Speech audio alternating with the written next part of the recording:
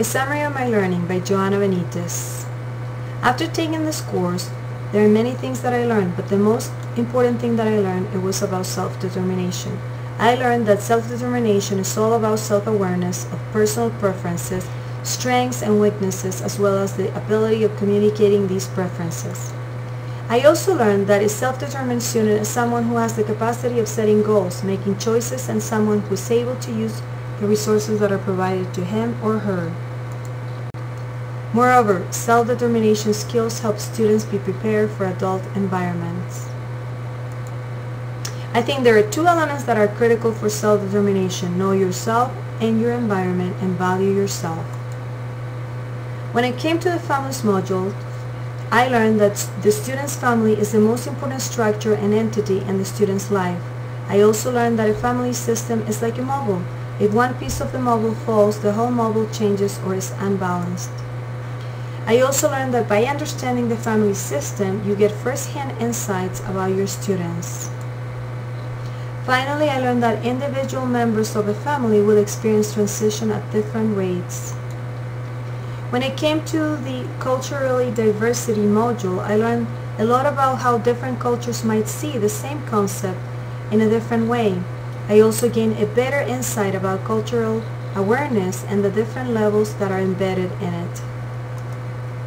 When it came to the transition assessment, I learned that transition assessment is an ongoing process of collecting data on the student's strengths, needs, preferences, and interests as they relate to the student's current and future life.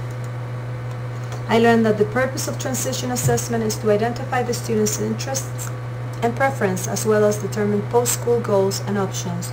I thought it was also interesting to learn how the self-determination and person-centered planning play a key role in the transition assessment process.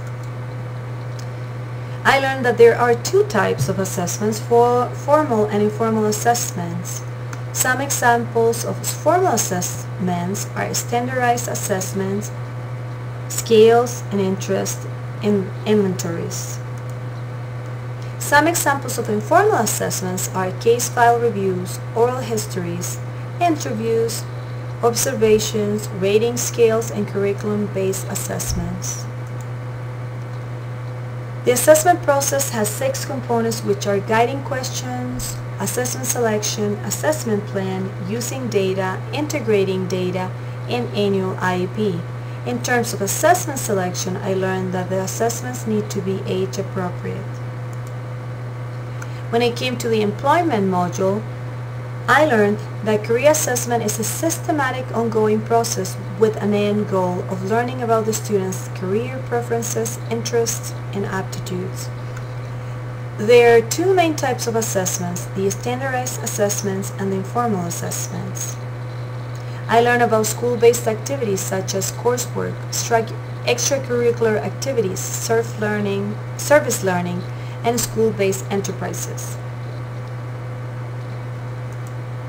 Some of the things I learned from this session is that there are many ways to involve businesses into partnerships, and they are career talks, career fairs, job shadowing, internships, mentoring, and supported employment.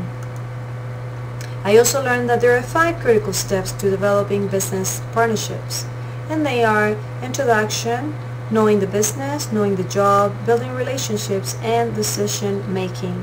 Finally, I learned that on-site support training is a vital element of successful work site experiences.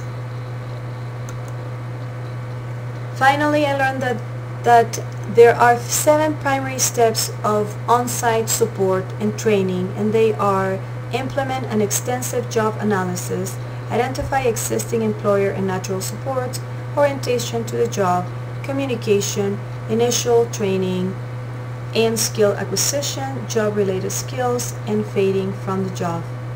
I felt this class was absolutely awesome because I learned so many things about how to help students to transition from school to the real world. I hope you learn as much as I learned.